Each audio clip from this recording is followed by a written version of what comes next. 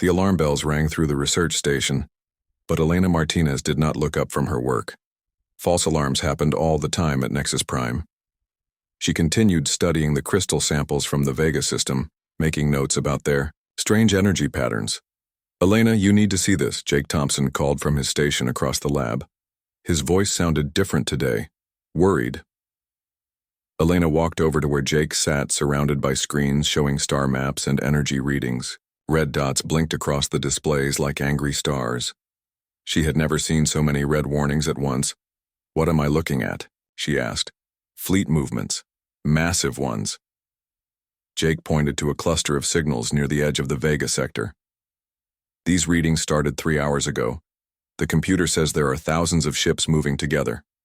Elena felt her stomach drop. Thousands of ships meant only one thing: war. But who would gather such a large fleet? And why? Amy Rodriguez appeared beside them, her military uniform crisp despite the early hour. As the station's tactical officer, Amy understood ship movements better than anyone. She studied the screens with sharp eyes. "This is not normal patrol activity," Amy said. "Look at the formation. Perfect spacing, synchronized movement, military precision. Someone is planning an invasion." The 3 humans stood in silence, watching the red dots crawl across the star map. Around them, the alien crew members of Nexus Prime continued their daily work. The tall, crystal-like Zephyrians moved slowly between their stations. The floating Altarians communicated through soft mental whispers. None of them seemed concerned about the fleet readings. "Where are they going?" Elena asked. Amy pulled up trajectory calculations on her screen. Lines appeared on the star map, showing the fleet's projected path. Elena watched the lines extend across space, passing several star systems, heading toward a familiar region. "No," Elena whispered. "That cannot be right." The trajectory lines all pointed toward one system, the Sol system, Earth's system. Amy ran the calculations again, then a third time. The answer remained the same. They are heading directly for Earth. No question about it. Elena felt cold. Earth was her home. Her family lived there. Millions of humans called that blue planet home. "We have to warn them. We have to tell the defense fleet." "First, we tell the station commander," Amy said. "This is his decision." They found Commander Vex High in the central command room. The Centaurian stood nearly 8 feet tall, his blue skin covered in the ritual scars of his people. He had commanded Nexus Prime for 20 years, keeping peace in this sector of space. "Commander," Amy said, saluting, "we have detected a large fleet moving toward the Sol system. Military formation, invasion trajectory." Vex High looked at their data without alarm. His large eyes blinked slowly as he studied the readings. "How many ships?" "At least 5,000. Possibly more. And you believe they target Earth specifically?" "The math is clear, sir. Earth is their destination." Vex High was quiet for a long moment. Then he made a sound that Elena recognized as Centaurian laughter. "Surely you are mistaken. No species would attack the human homeworld. They would have to be completely insane." Elena stared at him. "Sir, the humans will fight back. They will defend their planet." "Of course they will try," Vex High said. "But realistically, what can they do? Earth has perhaps 300 defensive ships. This fleet has thousands. The humans will surrender rather than face complete destruction." Amy stepped forward. "Commander, with respect, I think you misunderstand human nature." "I have worked with humans for many years," Vex High replied. "They are peaceful people, scientists and explorers. They prefer negotiation to violence.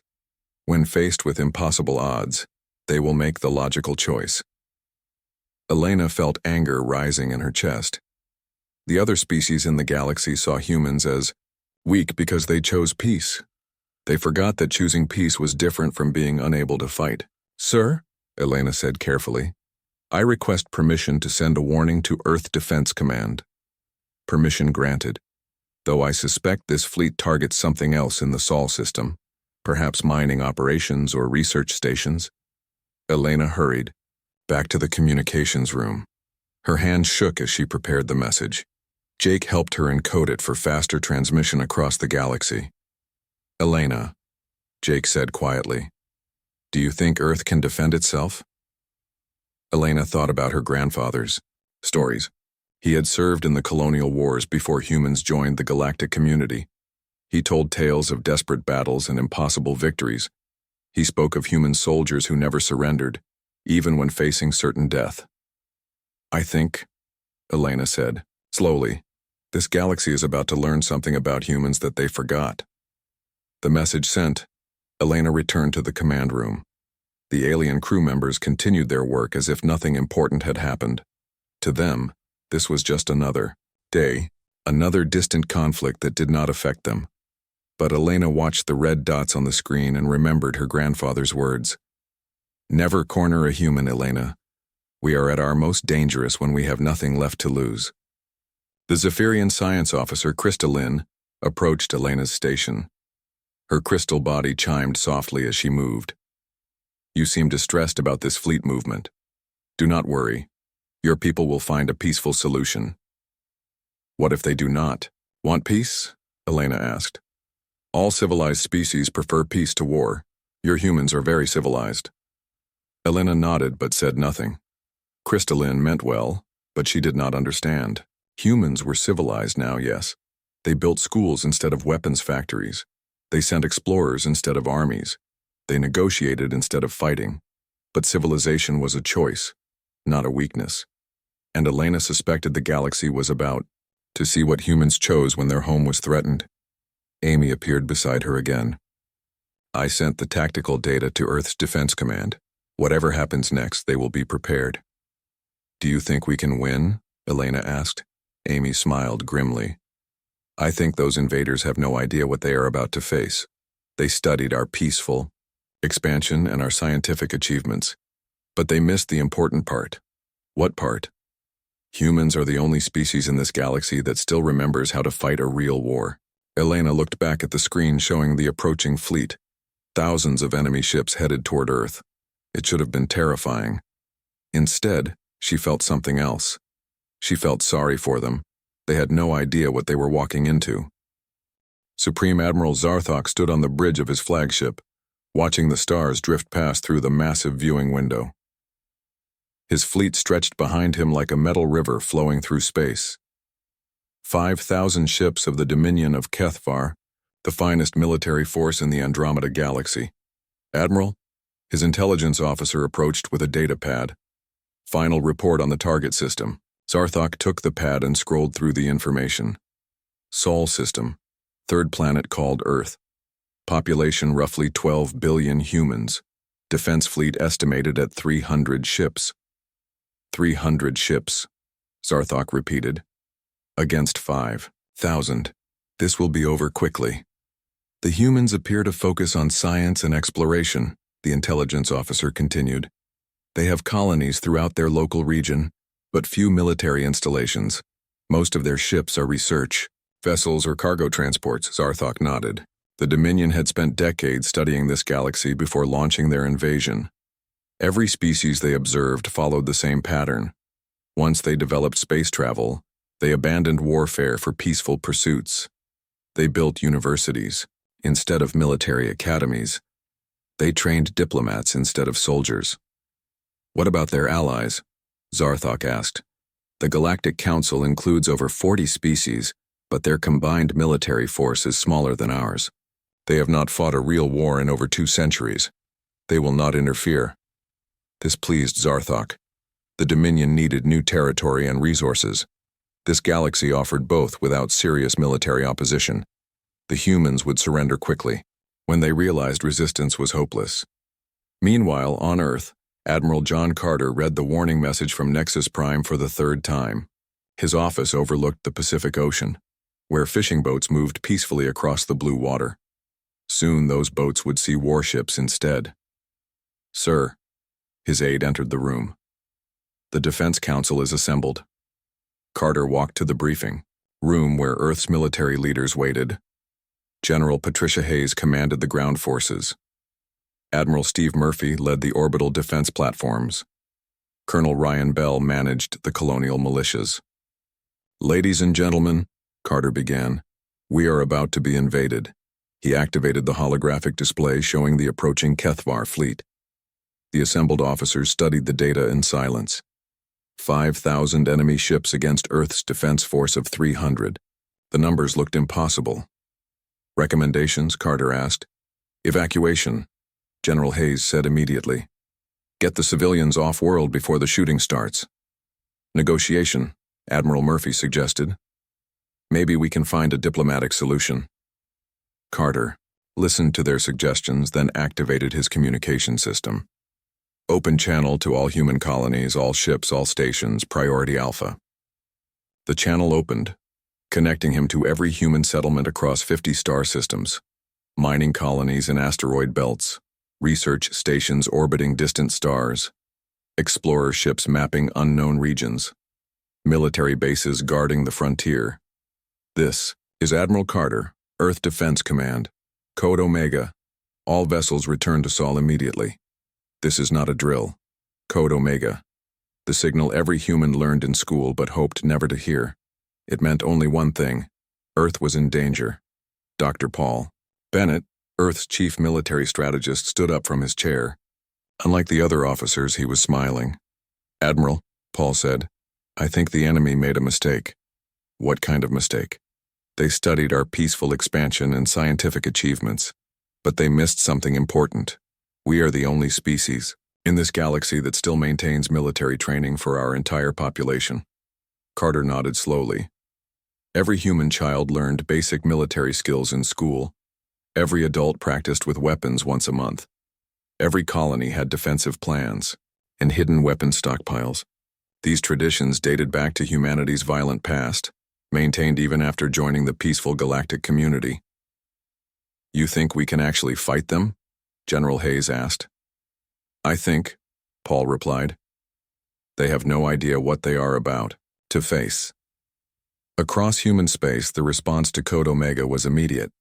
Captain Lisa Morgan commanded the exploration ship New Frontier, currently mapping star systems near the galactic rim. Her crew of 60 scientists and researchers received the message while studying ancient ruins on a dead planet.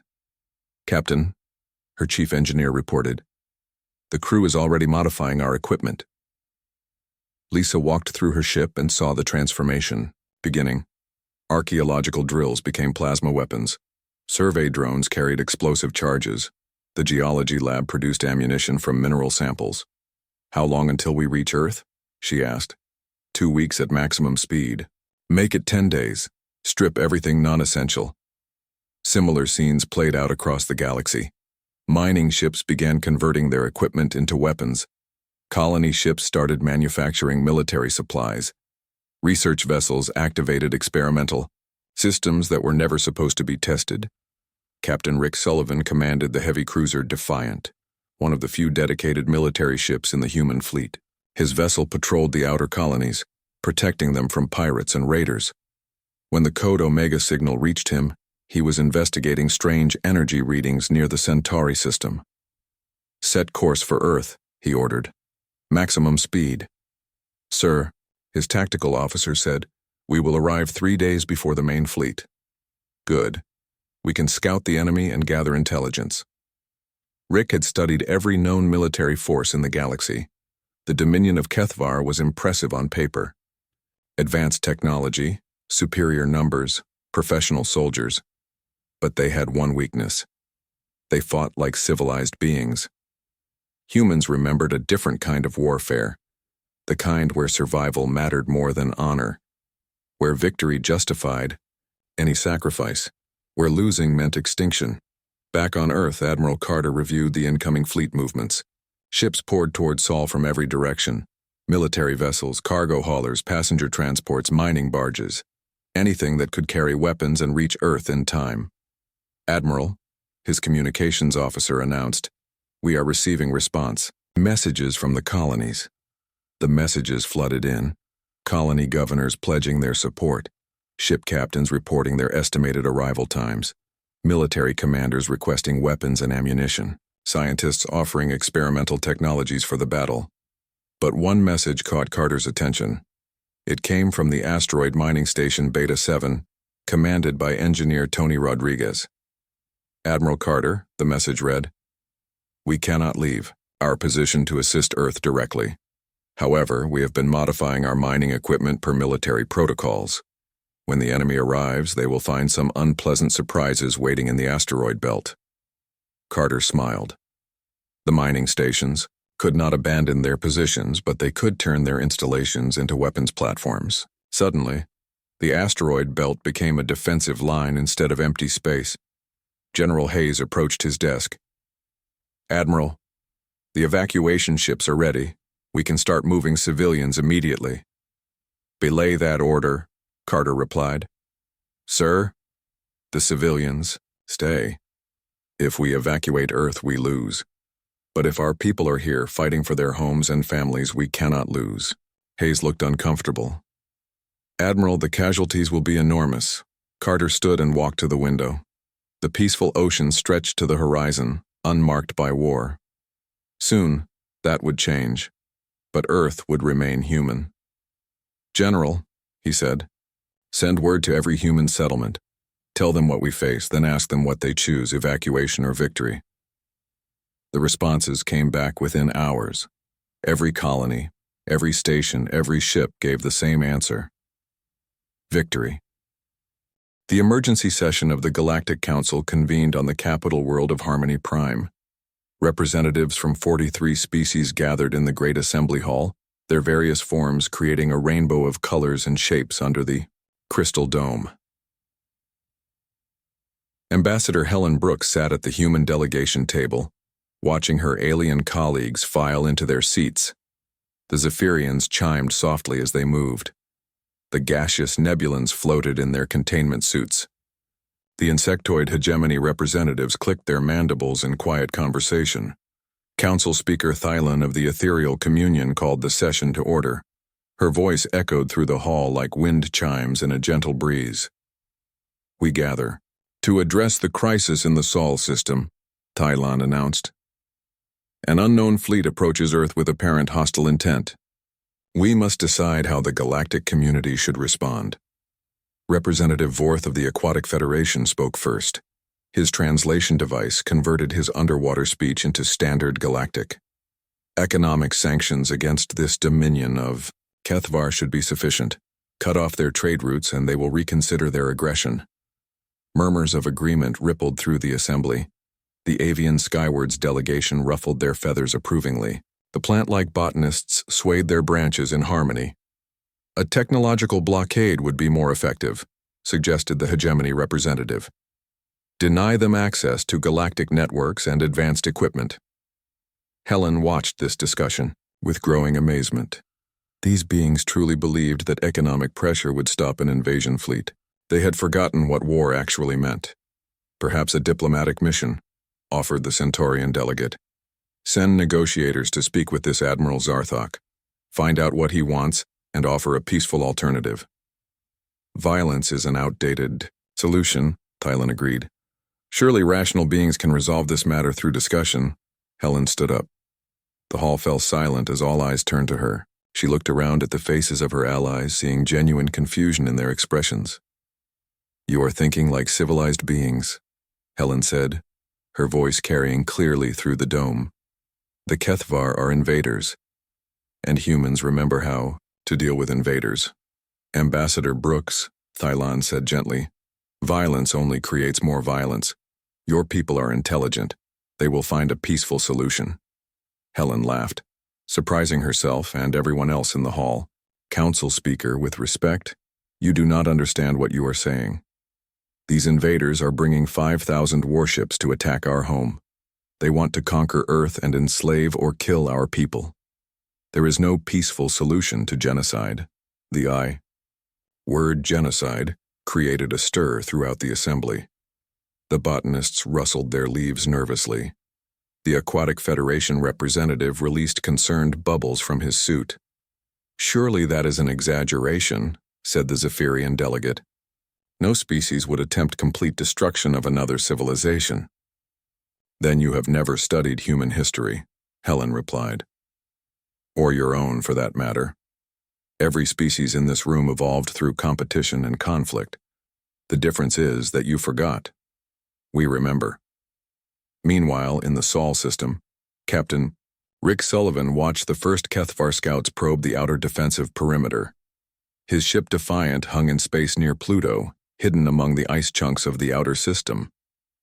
3 enemy ships approaching, his tactical officer reported. Light cruisers scanning for defenses. Let them look, Rick said, then show them what they found. The HFY scouts moved carefully through the system, their sensors sweeping for military installations and fleet positions. They found the obvious targets: orbital defense platforms around Earth, the lunar military base, the Mars shipyards. What they did not expect was the mining station that suddenly opened fire from the asteroid belt. Tony Rodriguez and his crew had spent weeks converting their equipment into weapons.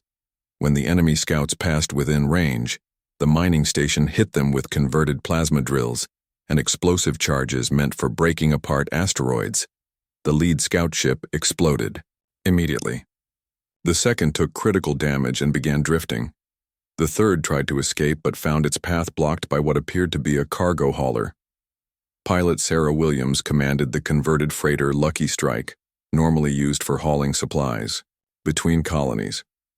Her ship looked harmless until it opened fire with hidden weapons and launched suicide drones made from mining equipment. The surviving HFY scout barely escaped to report back to the main fleet. Its message confused Admiral Zarthok and his staff. They fought like cornered animals, the scout captain reported. The mining station used industrial equipment as weapons. The cargo ship launched kamikaze attacks. These humans do not follow standard military doctrine. Subcommander Veltar, the fleet's intelligence officer, frowned at this report. Standard galactic military tactics emphasized preservation of ships and crew. Deliberate sacrifice was considered wasteful and barbaric.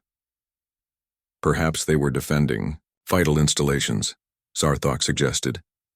Desperation makes beings act irrationally. But Veltar was not convinced. She pulled up the intelligence files on human military history and began reading more carefully. What she found disturbed her. Back at the Galactic Council, Helen continued her address to the increasingly uncomfortable assembly. You want to understand humans? Helen asked. Let me tell you about the siege of Stalingrad. 2 million humans died fighting for one city. Neither side would surrender because surrender meant extinction. She activated a holographic display showing images from human history, battlefields covered with bodies, cities reduced to rubble, ships burning in space during the colonial wars. This is what war looks like, Helen said. Not economic sanctions or diplomatic negotiations. This is what happens when someone threatens human survival. The alien delegates stared at the images, in horror. The peaceful ethereals covered their translucent faces. The Aquatic Federation representative released clouds of distressed bubbles. These images are from your past, Thailand said weakly. Surely your people have evolved beyond such brutality. We have evolved, Helen agreed. We learned to choose peace over war, but choice is not weakness. When someone forces us to fight, we remember how. Dr. Lisa Chen, a human historian working with the Galactic Archives, had spent the last 2 days answering questions from terrified alien researchers. They wanted to understand human military concepts that had no equivalent in their own histories. What is total war? Asked her Zephyrian colleague. War where everything becomes a weapon, Lisa explained. Soldiers, civilians, industry, even the planet itself. Everything serves the war effort. What does scorched earth mean? If you cannot defend something, you destroy it. Deny it to the enemy even if it costs you everything. And Pyrrhic victory? Lisa paused. This was the concept that seemed to frighten them most. A victory that costs so much that it might as well be a defeat. But humans will accept Pyrrhic victories if the alternative is extinction. The questions continued for hours. Terms like kamikaze, guerrilla warfare, and mutually assured destruction had no translations in any alien language. These concepts simply did not exist in civilizations that had abandoned warfare for peaceful development. As the Galactic Council session continued, Reports arrived from the Sol system. The Kethvar main fleet had entered human space and engaged the outer defenses. The battle was not going as anyone expected. The humans are not retreating, reported a Centaurian observer ship. Their mining stations are fighting as military installations. Their cargo ships are conducting suicide attacks. Their defensive tactics do not match any known military doctrine. Helen watched the tactical display showing the battle. Red dots, representing human ships, moved in patterns that made the alien military advisors shake their heads in confusion. "Why do they not preserve their forces?" asked the hegemony representative. "They are throwing away ships that could be used later." "Because there might not be a later," Helen replied. "Each ship they sacrifice weakens the enemy. Each sacrifice makes Earth harder to take." Around the assembly hall, the alien representatives began to understand something that chilled them. The peaceful, cooperative humans they had worked with for centuries were still the same species that had fought their way off their homeworld through endless wars. They had not changed. They had simply been choosing peace. Now they were choosing something else. Admiral Zarthok stared at the tactical display in disbelief. Red indicators showed damaged and destroyed ships throughout his fleet. They had been fighting for 6 hours, and already he had lost 300 vessels. Against humans. Against a supposedly primitive species with outdated technology. "Admiral," his communications officer reported, "Wing Commander Hethvar requests permission to withdraw his squadron. They have taken 60% casualties." "Denied," Zarthok snapped. "We outnumber them 15-1. Press the attack." But the numbers meant nothing when the enemy fought like madmen. Human ships ignored basic survival instincts. They used ramming attacks against superior vessels. They deliberately overloaded their reactors to create massive explosions. They turned every piece of debris into a weapon. Sub-Commander Veltar approached with her intelligence analysis. Her normally calm demeanor showed cracks of worry. "Admiral, I have completed my review of human military history. We may have made a serious error." "What kind of error?" "We assumed humans were peaceful because they avoided conflict for 2 centuries. But their avoidance of war was a choice, not an inability to fight." Zarthok dismissed this concern with a wave of his hand. "They are fighting desperately because they know they will lose. Desperation makes any species dangerous temporarily." On the other side of the battle, Admiral Carter coordinated Earth's defense from his command center deep beneath the Pacific Ocean. Holographic displays showed the positions of every human ship in the system. Many of those displays were going dark as ships were destroyed, but each loss served a purpose. "Sir," reported Colonel Ryan Bell, "the asteroid belt defenses have eliminated 2 enemy destroyer squadrons." "Good. What about the mining platforms?" 40% destroyed, but they have taken out over 100 enemy ships. Tony Rodriguez reports his station is down to emergency power, but they are still fighting." Carter nodded grimly. The mining platforms were never meant to be military installations, but engineer Tony Rodriguez and his crews had turned them into deadly fortresses. They used industrial equipment in ways that confused the enemy computers. Captain Danny Foster commanded Battle Group 7, 12 ships holding the line near Jupiter. His flagship Montana led a desperate defense against overwhelming odds. When enemy fire disabled his main weapons, he ordered his ship to ram the nearest Kethvar cruiser. The Montana's hull tore open as it smashed into the enemy vessel, but the impact destroyed both ships. Foster's sacrifice eliminated an enemy heavy cruiser and created a debris field that disrupted the Kethvar formation. "Foster is gone," reported Admiral Steve Murphy from the orbital platforms, but his attack broke their advance line. Carter felt each loss like a physical blow, but he could not show weakness. Every sacrifice weakened the enemy. Every human ship that died made it harder for the invaders to reach Earth. "Sir," his aide announced, "Captain Williams is requesting permission to implement Protocol 7. Carter paused. Protocol 7 was the most extreme defensive measure in human military doctrine. It meant accepting total destruction to prevent enemy victory. No other species in the galaxy had such a protocol because no other species could Imagine circumstances where complete annihilation was preferable to surrender. Tell Williams she has authorization. God help us all. Captain Nancy Peterson received the Protocol 7 authorization while commanding the final defensive line. Her ship Memphis led a mixed group of military vessels, converted cargo haulers, and civilian volunteers. Behind them lay Earth, blue and beautiful and undefended. All ships, she broadcast. Protocol 7 is authorized. This is our final stand. The response came immediately from every human vessel in her battle group. Understood, Captain. For Earth. Nancy looked at her crew. Young faces, old faces, civilians who had never expected to fight in a war. They all knew what Protocol 7 meant. None of them would survive the next hour. Helm, she ordered. Set course for the enemy flagship. All ships, follow our lead. The human ships accelerated toward the HFY fleet. They had no hope of victory in conventional terms. They were outnumbered, outgunned, and running low on ammunition. But they had something the enemy did not understand: the absolute willingness to sacrifice everything for their home. Admiral Zarthok watched the approaching human ships with confusion. What are they doing? This is suicide. Sir. His tactical officer reported, the human vessels are loaded with antimatter charges. They are going to ram us. All ships, evasive maneuvers. But the human attack was coordinated with terrifying precision. As HFY ships tried to dodge, they found their escape routes blocked by more human vessels. Captain Lisa Morgan's converted exploration ship New Frontier destroyed 2 enemy destroyers before ramming a heavy cruiser.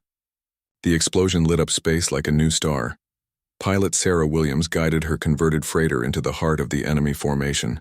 Her ship Lucky Strike had been damaged beyond repair, but she had saved one final surprise. As HFY fighters swarmed around her vessel, she triggered every explosive charge on board simultaneously. The blast created a chain reaction that destroyed 17 enemy ships and crippled dozens more. The shockwave disrupted the HFY formation and sent debris spinning through space at lethal velocities. Nancy Peterson saw her chance. The enemy flagship had been damaged by debris and was trying to retreat. She aimed the Memphis directly at the massive vessel and activated the antimatter charges in her cargo hold. This is Captain Peterson to all human forces, she broadcast. It has been an honor to serve with you. For Earth, for humanity, for our children's future. The Memphis struck the HFY flagship just as its antimatter charges detonated. The explosion was visible from Earth's surface, a brilliant flash that temporarily outshone the sun. When the light faded, both ships were gone, replaced by an expanding cloud of superheated gas.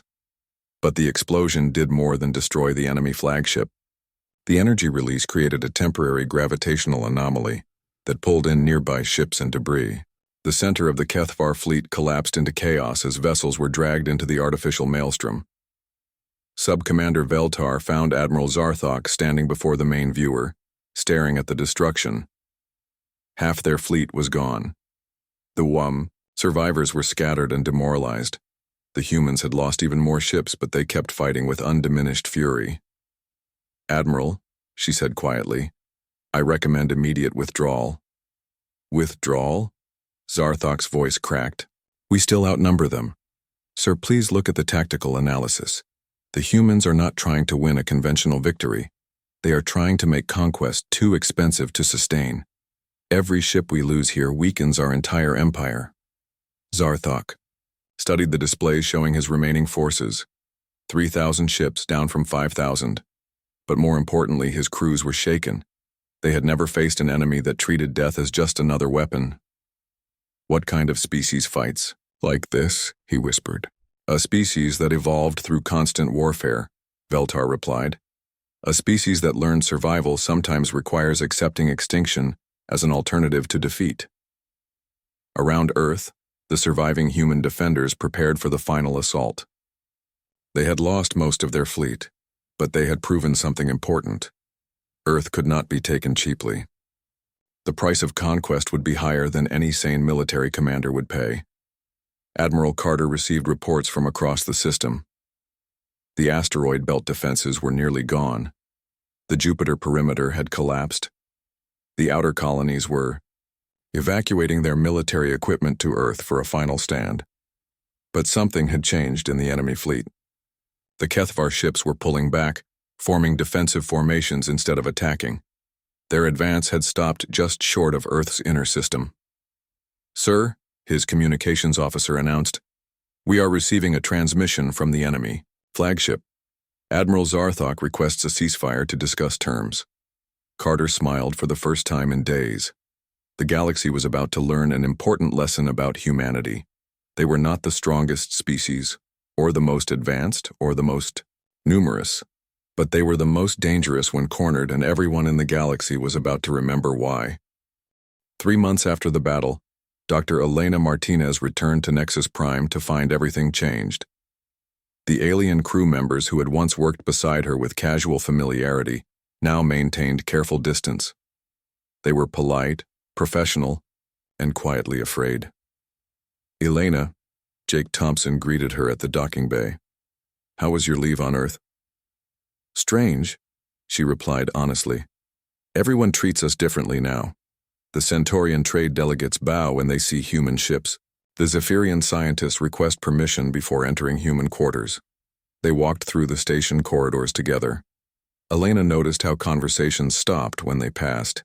Alien crew members stepped aside to let them walk by. The casual friendship she had known for years was gone, replaced by something between respect and fear. Commander HFY requested a meeting in his office. The tall Centaurian stood when Elena entered, something he had never done before in their 5 years of working together. "Elena," he said formally, "I wanted to apologize for my response during the crisis. I did not understand the nature of your species." "Commander, you do not need to apologize. You could not have known. But I should have listened. You tried to warn me that humans would fight, and I dismissed your concerns as emotional reaction." Elena sat down in the chair across from his desk. "HFY, we are the same people we always were. We still prefer peace to war. We still want to explore and learn and build things. But you are also capable of what we witnessed at Earth. The complete willingness to destroy yourselves rather than accept defeat. When our survival is threatened, yes." HFY was quiet for a long moment. "The galaxy is still trying to understand. What happened? The Galactic Council has requested a full military analysis of human defensive capabilities." Meanwhile, in the Andromeda Galaxy, the Dominion of Kethvar faced its own crisis. Admiral Zarthok stood before the Supreme Command Council, explaining how the mightiest fleet in their empire had been defeated by a supposedly primitive species. "You lost 3,000 ships," Supreme Commander Kethron stated coldly, "against 300 human vessels." "The humans fought without regard for their own survival," Zarthok explained. "They used tactics that our military computers classified as impossible. They turned industrial equipment into weapons. They converted civilian ships into suicide bombers. And you retreated rather than completing the conquest. Supreme Commander, conquering Earth would have required our entire remaining fleet. We would have won, but the cost would have crippled our empire. The humans made it clear they would rather die than surrender."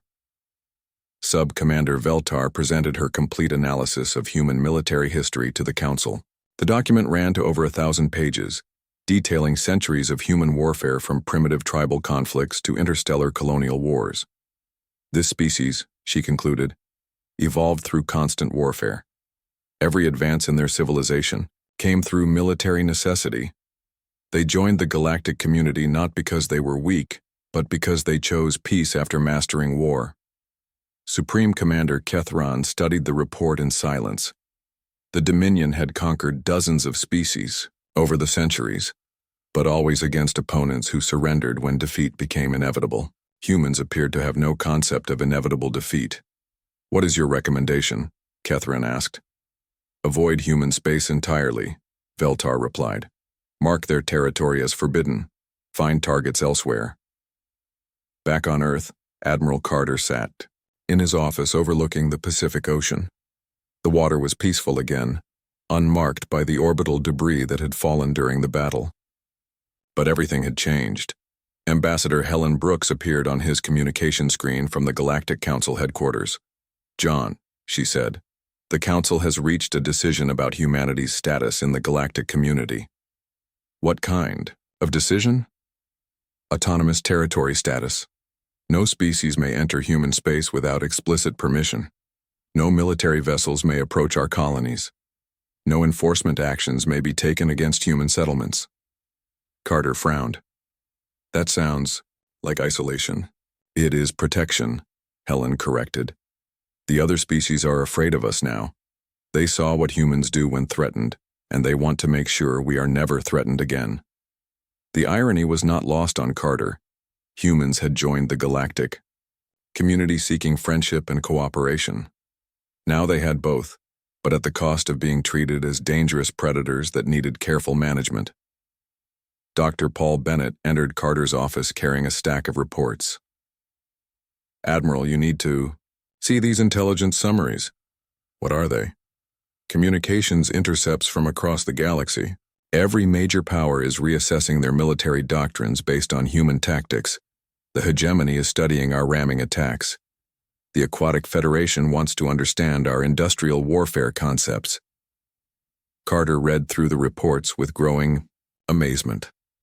Species that had not fought wars in centuries were suddenly interested in human military history. Universities across the galaxy were offering courses in human strategic thinking and asymmetric warfare theory. They are learning from us, Carter realized. The galaxy was peaceful because no one remembered how to fight, Paul replied. We just reminded them that war is still possible. Captain Lisa Morgan returned to her exploration duties aboard the rebuilt New Frontier. Her ship looked identical to the old one, but her crew was different. The scientists and researchers who had volunteered for the suicide mission were gone, replaced by new faces who looked at her with something approaching reverence. Her Zephyrian science partner, Krista Lynn, approached her in the ship's laboratory. The crystal being chimed nervously. Before speaking, Captain Morgan, I wanted to ask you something personal. Go ahead. During the battle, why did humans choose to die rather than surrender? Your species could have survived as subjects of the Dominion. Lisa thought about the question carefully. How could she explain to a being who had never known war why death was preferable to slavery? Crystalline, freedom is not something you can give back once you lose it. If we had surrendered, our children would have grown up as servants. Our culture would have disappeared. Humanity itself would have died, even if individual humans survived. But many of your people did die fighting. They died as humans, free humans defending their home. That death has meaning. Crystalline was quiet for a long time. I think I understand now why the galaxy fears your species. You value principles more than survival.